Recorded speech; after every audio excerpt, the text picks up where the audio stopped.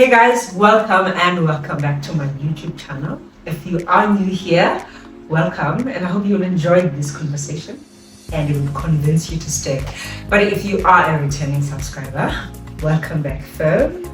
And today I have my guests. They will introduce themselves shortly. Hi guys, thank you Yonga for having me. My name is Mapula, and yeah, I'm looking forward to this conversation. Hey guys, my name is Anda, and thank you Yonga for having me over. Long-term friend of Yonga, I think. About to find out. We're about to find out. I hope you enjoyed today's episode. Sure. So we are talking about navigating a relationship in your 30s. This was requested, so I thought let me have friends over to chat about this. So I'm going to be asking them questions and then they will answer. And I guess we'll be getting to know them as well. So my first question is, would you say you have more than 5 close friends? And I hope I'm there. It's such a hard question for me. Probably not more than 5 close friends.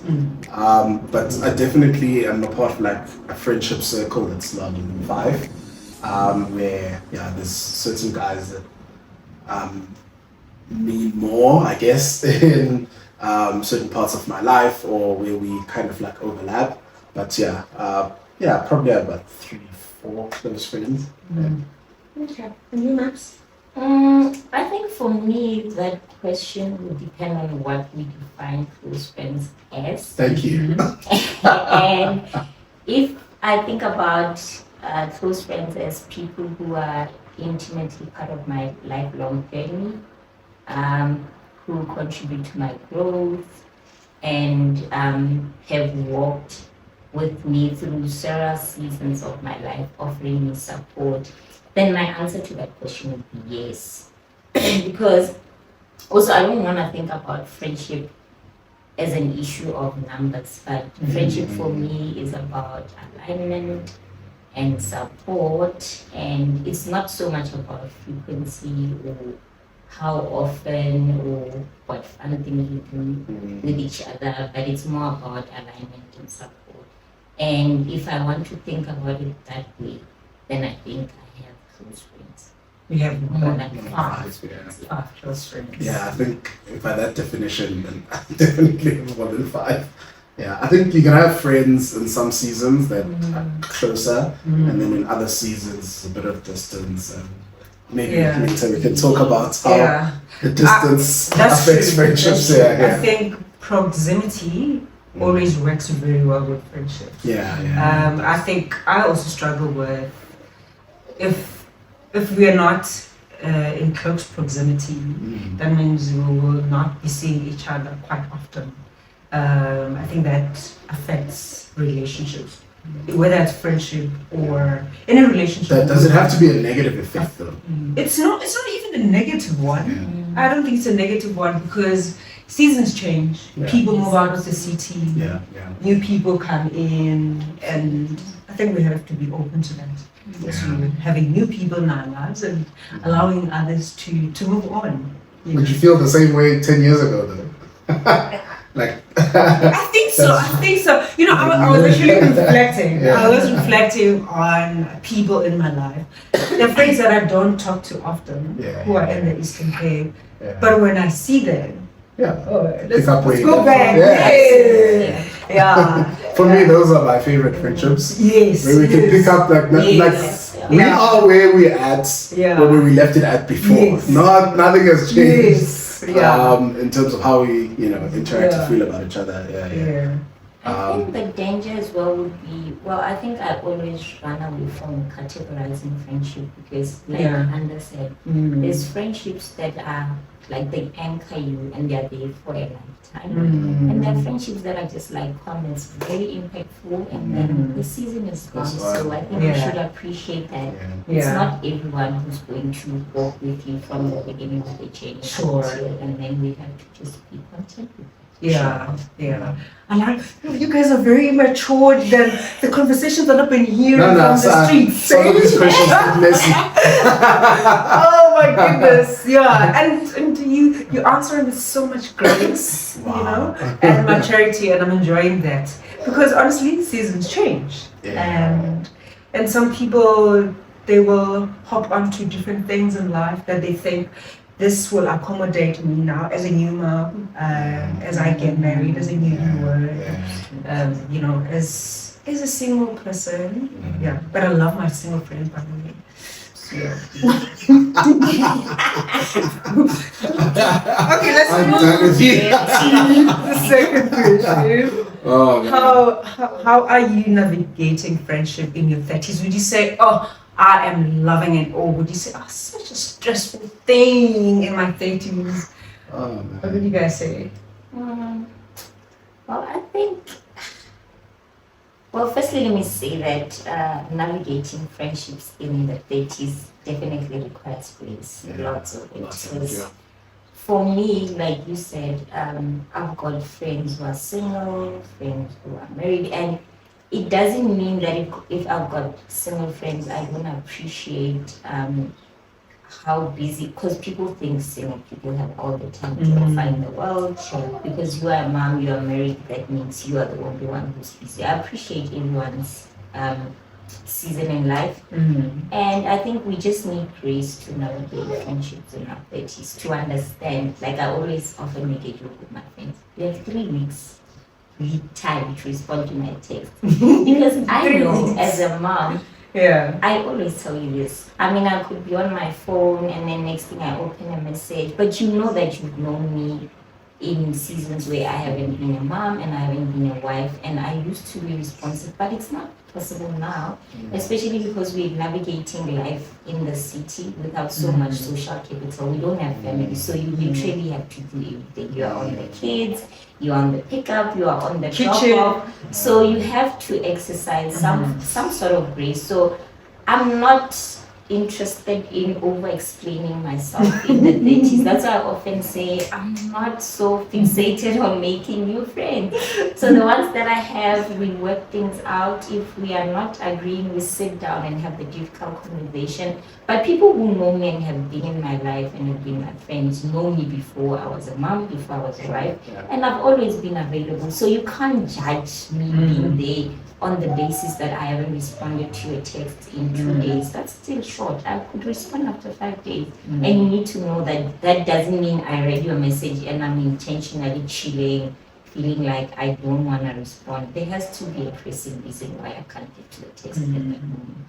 So for me, it requires absolute grace to navigate friendship in the 30s. I like your answer. I think it's very reflective of kind of the reality, because I'm just finding it like it's really tricky, and I think it's just the growth of friendships through the stages of life, because when I was in varsity we had all the time in the world, and so all people wanted to do is exploit that social capital, and enjoy each other's presence and whatnot, and you know, you just don't have that these days. You know, it's work and it's family and it's all these other things that and it's also a city like Joburg where it's just like work, a little bit of play. It's just love it. Yeah, and it's just like honestly, I think some people still feel like they kind of need the same level of engagement that you used to be able to give them, and it's just unfortunately not there. And the friendships that I feel like last are the ones where there's kind of like understanding that some seasons are busier than others, and sometimes people are going through things and whatnot. So I think it's an adjustment on yourself as well, where it's just like, you know, you'd like for people to be there for you in certain types of ways, but it's not always like possible. Especially in our 30s. It's I find it to be tricky because we're in that transition phase of we're no longer young and we need to find a way to maintain that. So people who take offense when you do not get back to them in a month, and you guys say, grow up, we are busy. I don't think I'm as blunt as my but But can I say, I think Question. I've caught a lot of bullets because of the whole you're not. And for me, it's. I also chalk it down to my personality, where I do have like an accessible type of thing. But the reality is, there's too many people to actually be able to give that capital, and then it's like also like, oh, okay, life in and of itself is actually quite busy. But people want to feel prioritized. Yeah. So for you, that 5 days is perfectly acceptable. For another person, nah, like that 5 days, I understand coming back to me, close of business, but and then for someone else, and it's just like, I don't know if, we can, do that. And I think sometimes being okay with friendships, not working out for a particular season because you're just not able to be that person for the other one, But not everyone wants to have that mature sit down, like you're saying. Like actually, things are different right now, and so I think that's a shame. We can't just be honest about those type of things, especially this cancel culture and cut off culture. I feel like they just cut them off. And that's wild. And then there's just other people like, I've known you 10 years, I'm not letting you cut me off. I was just like, I'm there for you, and then we're gonna have this conversation.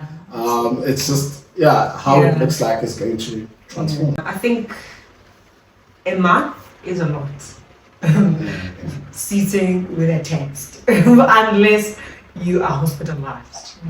Then forget though. I could see a text. It would make sense. And I'm like, in this moment, I can't respond the way that I need to respond to this text. And then life gets in the way, and then you're like, oh, you almost text. A month later. I think about this a lot. But if I think I like yours 5. If I haven't gone a week without responding, just check back. Hey, did you see my message? Okay, no. Just give me goodwill. My thing is, give me some goodwill that I didn't do it intentionally. So like, I don't like this person. They won't answer. Like that's how people take it as. It's just like it's not that deep. No. I think 2 weeks is good, but a month. I think you're one of those people. A month? I'm dodging you. Look, I wouldn't say that. I'm gonna say those people are get a life if you don't understand that I'm not. But I mean, I don't like nullifying how other people feel. That's you true. need to validate people's feelings. That's why the conversation must be there. But I also think, like Anda says, I'm a very detailed person. So you know how I go typing a message. I want to sit with the message and I want to engage with the text. So I don't want to respond for the sake of responding because I want to get it out of the way. I sit with my messages and I put myself in there. If we're talking about something serious, I want to put myself in. So that requires my time. And if I'm engaged in other things at that moment that are more important than me getting to that text, I'll let it sit for 5 days, even 2 weeks sometimes.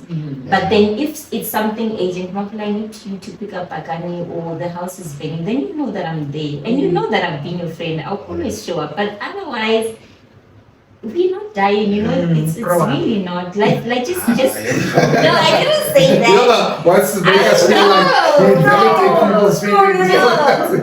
No, I'm not. Trust me, I'm not.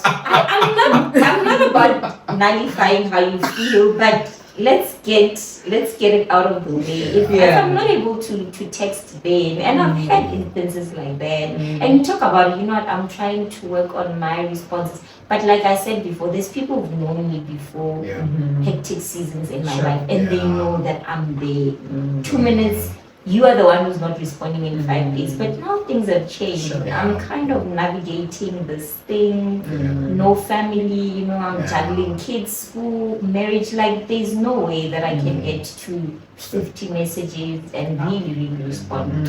I think people don't take that into account. You're not the only one. Yes. That is, it's just, it is. Million other people.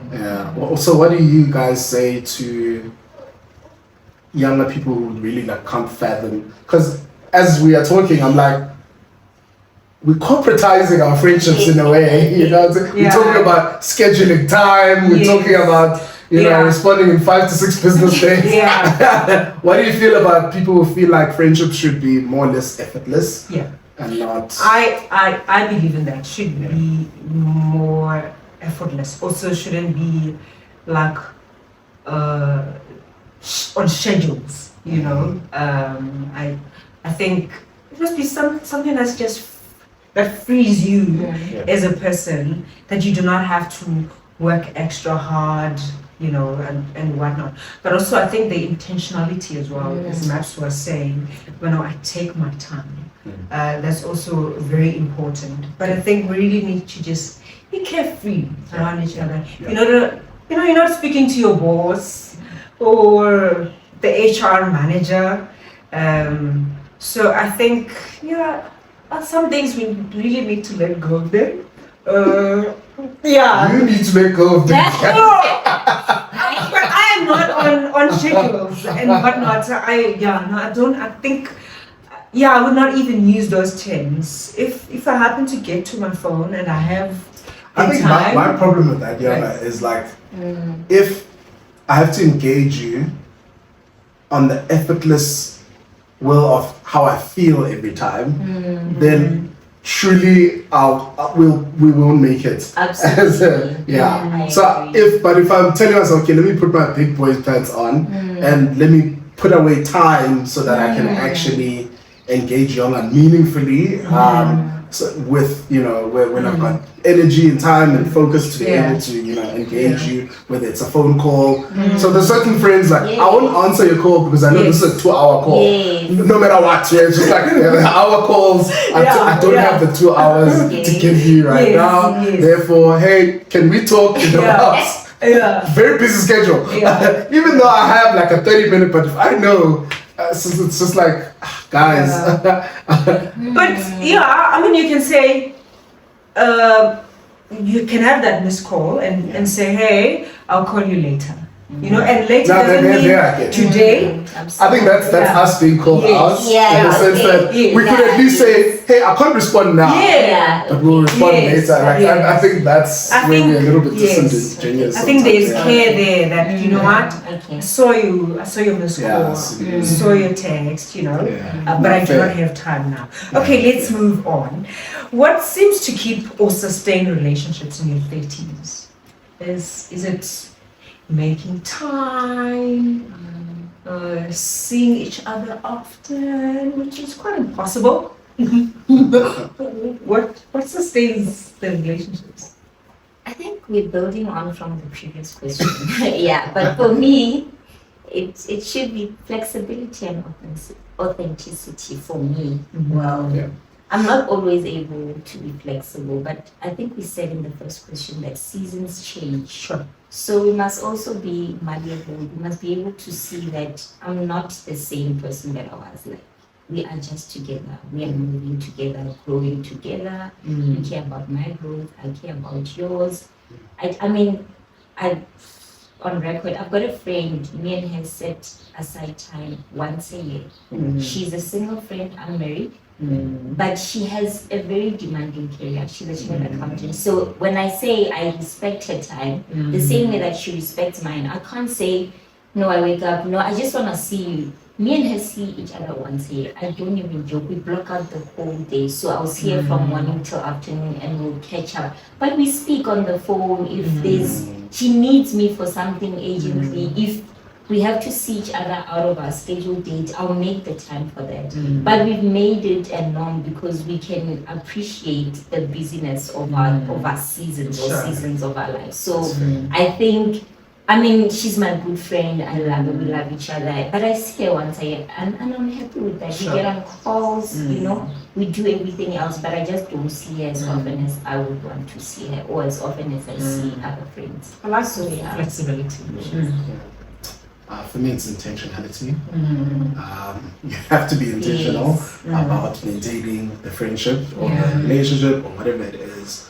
And that sometimes just must mean, hey bro, I haven't seen you in a while, let's do coffee. And like, we've had to, and it sucks just because like, if it's a varsity friend, this is someone we used to chill every day. Like I'll see you involuntarily and we hang out and whatnot. Now all that time is severely limited. So if you actually don't say, okay, you know, this Saturday from 10 till 12, let's go and hang out, catch up on life and things of that nature, because it's not everyone or every day that you're gonna get on a phone call with. It's not everyone and every day so it's like really difficult unless and I don't know, man, getting into your 30s, now we only see like each other as a group. If it's a baby shower or someone's getting married, or you know, those are the times we're like, hey, it's a reunion.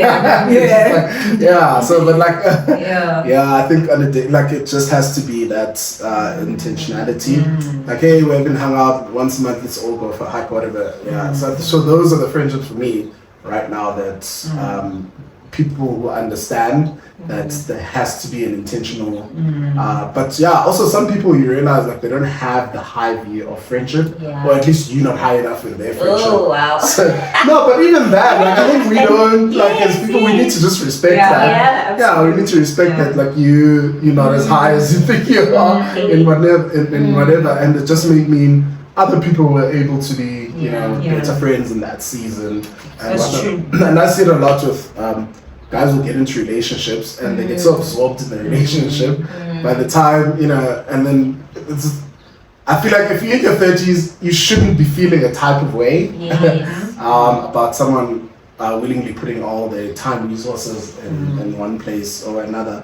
So I think it's not personal. It's not personal. It's not personal. Well, some people do make it personal. I agree, but like I think if you've been friends, you should at least give a person the benefit of a doubt. Like it really isn't a personal thing. And it's not. You're just not top of mind for whatever. Also, I think if you are in your 30s, you should be able to communicate very well. Yeah, absolutely. Okay, there's a question that I saw on social media, and because we are also in the social space. Am I gonna get cancelled? This is going to you. Many people have access to this conversation, so we must cover the people. So a friend of mine reposted. This girl was saying that 5 years ago, when she was a teenager, her and her friends, they used to post each other on each other's birthday, and they would celebrate each other. And she said that on her birthday she would have anxiety. Would they post me? Would I be looking nice? Would they post my favorite pictures? And at the comment section, that's where the party is. And I went there. And then someone said, and a friend of mine was mad at me because I didn't post them on time. What is on time? What's that? What is on time? So I want to pose the question now. That do you guys also have like attachments as well that people post you on your birthday? What kind How of old is this person? Let's start there. She said 5 years ago. So I would assume she's a young adult. She's not in her 30s. Yeah. So she's halfway. Then I get her feelings. Halfway there. But as a young adult, she thinks that it's a good decision that she has made to stop posting, so that on her birthday she can just not anxiety free, basically. So I want to know, what do you guys think? Sure. So what's the question then? Like, is it like, is she justified to feel that way, or no? Is it a thing for you guys, or do you also like, who's gonna post me on my birthday? Nice drip, all that. Hectic. Are you guys concerned about those things? No. No, but the reason I was asking stage of life is just because like her age, to figure out the stage of life, because there are like. I think in my early 20s, I did maybe overthink what friendships mean to me. And maybe for her, and her friends, it's a posting thing. For me, it may have been like, you guys went out twice a week, and I wasn't. Yeah. I wasn't invited to that. What does that mean? Where do I stand in all of these type of things? You know what I'm saying? So maybe. Oh yeah, that's true. Now I remember now. What do you remember? Don't remember things on my behalf. You used to be that person. Like, oh yeah, I went out. What's wrong? What did I do? Yeah, so that's why I'm asking, like, stage of life. But I don't, like, yeah, that's not, the posting is not anything that anyone, I think it's with my female friends that really need me to at least reach out to say happy birthday and not forget someone's birthday. But for my guy friends, even if I say, hey, he's not talking about me. It was your birthday last month. They find it. I hope you enjoyed that. Yeah. And for you guys? No, man. I mean, if people post me, great. If they don't, it's fine. Sometimes I don't even get to all my messages on my birthday. Yeah. I still have birthday messages, by the way. Yeah. Can I tell you my favorite is when everyone does this. You post on WhatsApp at like 10 or 11. Thanks for all the messages. Then that's when you start getting happy birthday. Oh my goodness. I like it. It's not a thing for me because I mean I don't base the value of my friendships on how many people post me. I mean you could be posting me for that one day and then you're not even in my proximity. So what does it mean? There would be someone who's my birthday is in December. People are back in the village. There's no network. People are cleaning. They don't get time to post me. But because I know they love me, they care for me. Even if they call me Jan and say belated, it's fine. You know, just move in. This is a bad mix for I think we agree way too much. I think it's a very superficial side in a friendship. The expectation of wanting people to post you on your birthday. But I think as a friend, if I know that you want that, something that you value, I would do it because it's your birthday and I want you to feel special. And also if you have the timelines, the cutoff is 12. I would even set I posted people at 11. I hope you had a great day. I will do it for you, friend. Whatever you want on your birthday, you know, just to make you happy and feel special on that day. But if it's communicated, if I do not know, I do not make a big deal out of my birthday. I believe it's a special day, and but I do not make a big deal out of it. I'm happy with whatever happens on a day. It doesn't take away that it's a special day, literally. So okay, I don't know now if I should, because you guys have answered this one so well, but you get mad if you don't get gifts on your birthday. I know. You know what? I think maybe these things are trauma responses. Because I never used to get gifts growing up. But my parents always used to try and make it like special. Like I remember. How many siblings did you grow up with? I've got 3 siblings. Okay. Yeah. But I mean, you know, also background, you know, comes into the conversation. Because then if I get upset with my parents for not giving me a gift, you know, but I know that the financial situation does not permit, you know. So maybe my response is coming from that. I didn't get it, whatever. But I love my birthday, and if I get a gift, great. If I don't, it's also fine. You know what I mean? Like, and Fanny knows that. Like, he knows. He's very chill. If he's gonna be able to buy it, he's my husband. But if he's not gonna be able to buy it, also, he's on. You know. I mean, you cannot fixate your whole friendship circle or relationships based on what people are able to give, because friendships should go beyond monetary positions and what people are able to give. Some friendships, you know, people offer much more time to me than they do the valuables, the tangibles, you know, and I think I appreciate that far beyond the tangible stuff that I didn't get and I want to make a big deal. Oh, I want to lose a friendship over something I didn't get. It's, for me, it's not worth it. Yeah, I don't think, for me, that's not, it doesn't mean anything at all. It could be a gift, you know. No, I'm just saying, like, so I think. I'm thinking you guys have the think we're gonna. Yeah, that's what I was saying. Like, it's not fair because it's just like. It's not. I thought I was trying to balance this. It's very imbalanced. It's very imbalanced. So I think I like what you're saying in terms of we are trying to be. If you know your friends and you know this is something they value, then people. And I think like if I want to make a big deal about my birthday, the people around me then will make it a big deal. Like when I did my 30th birthday, for me that was a big deal. Then I was like, and then I spent quite a bit of money into that, and people came with like thoughtful gifts and things like that. So they knew, okay, he's a milestone guy. So the milestone means something to him. Yeah. But every other is just like, just like, hey, thanks for being a friend. Okay. Yeah. All right. I think I want to end. Should I end? No, let's move. Let's move. Do you think a shared range of adversities, including adversity, poverty, is the one keeping those friendships? This was a funny question. It's hilarious. I don't think that's what keeps it, but I think it's one of those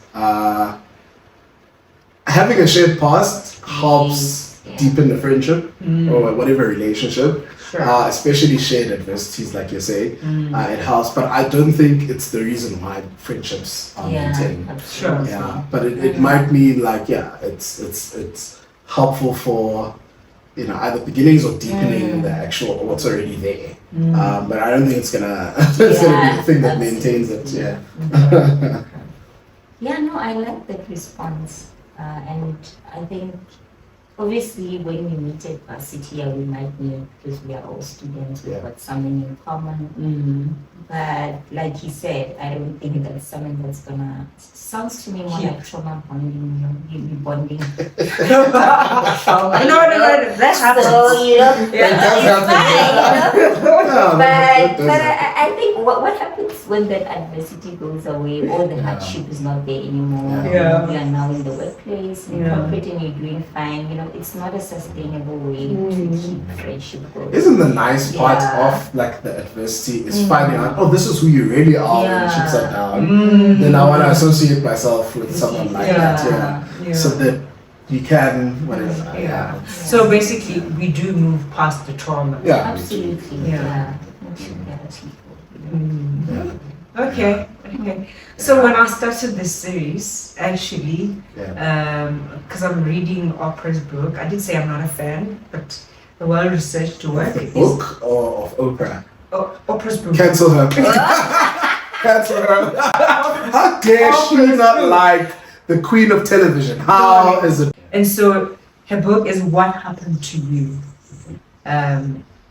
So basically she says what has happened to you is a reflection of who you are now. So like trauma, adversity or whatever has caused you to behave the way you behave. Whether you avoid some things or you run towards them, it's simply because of the things that have shaped you basically along the way. So that was the reason. Is it purely trauma though?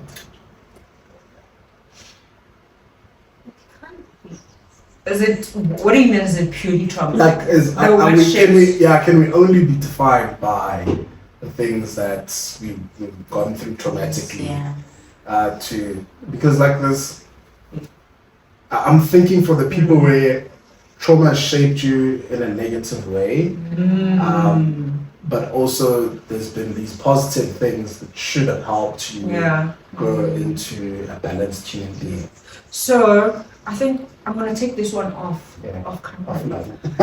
because I'm about to talk about Oprah. And I enjoyed her book. So I'd say that there are good things that shaped you. Especially people go to therapy, and I think also like good friends, they shape you to become an amazing person. And I think also the word of God, it shapes you to Tell me to be a more. godly person. Tell me more. Tell me more about that. On I the like next, on society. the next episode. Oh, cutting God off. She took more about Oprah than Jesus. Can you imagine? I said on the next episode. So yeah, I think there are a lot of things that can shape you to be the best version. Yeah. Because I think trauma does play a big role, and people sometimes they don't really change, unfortunately. Later, even though they have gone through counseling and all, but later you still hear stories. But well, you know the one talking about that.